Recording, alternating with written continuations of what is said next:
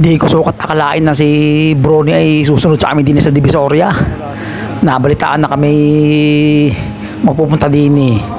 At alam na pag nasa Divisoria ay mati kami magbibiryani. Ay gusto rin makatikim ni Brony. Dumating siya din ay 1 o'clock na ng tanghali. Ay kami naman eh may binibili pa. Ay siya daw ay iyamot na at gutom na gutom na. Paano ay nagbasketball nga di kasama ko.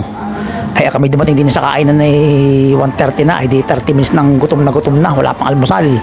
Ay di sa wakas naari na oh. Yan ako nagbaon ng kangkong.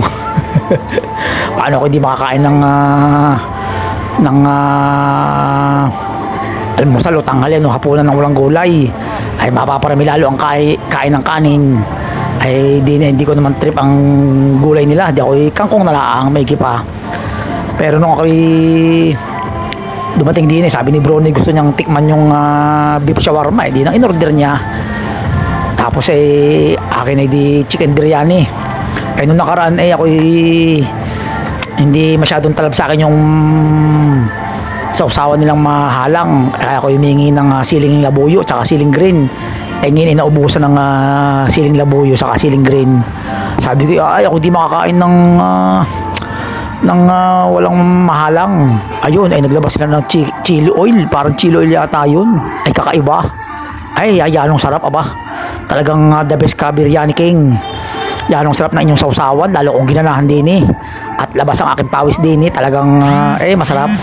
Bukod dun sa parang yung kulay puti na sauce. Yan ari. Tapos nga yung chili oil nga na masarap. Ay talagang ganado ko din eh. Ay sa halagang 250 ay sulit na sulit. May isang buong manok ka na tapos ay may biryani rice pa. Ay sulit ang babayad mo din eh. Talagang masarap. Ay ako hindi na pupunta sa ibang, basta pag ako narin sa Divisoria ako hindi na maghanap ng ibang mga kakainan, din na lang. Ay ako talagang yung spices ay tagang nanunot sa ilong. Amoy parang isimoy Indiano. Pero masarap pa. Yan rin chili oil oh. Sarap nun aba. Tapos yun nga papartneran ko pa ng kangkong. Sarap oh. Yan parang talagang balanse. Meron kang carbs sa biryani rice, may protein sa manok, at siyempre may fiber sa kangkong. Yano na yan oh. Hala pag kayo nagawi din sa Divisoria, punta nyo rin Biryani King. Masarap pare. Sulit ang ibabay nyo din eh.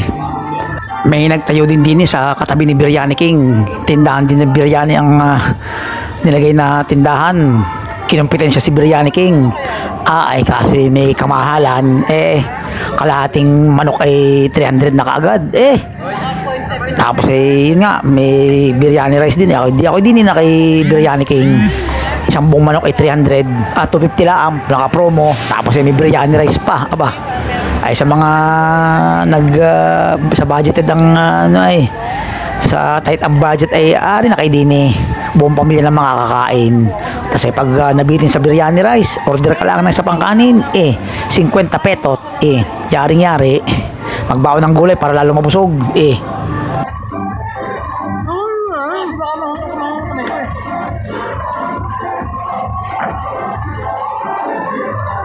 biryani rice pa. Ano yung rice ba? Bibili kasi po ito. Ito kaya bisa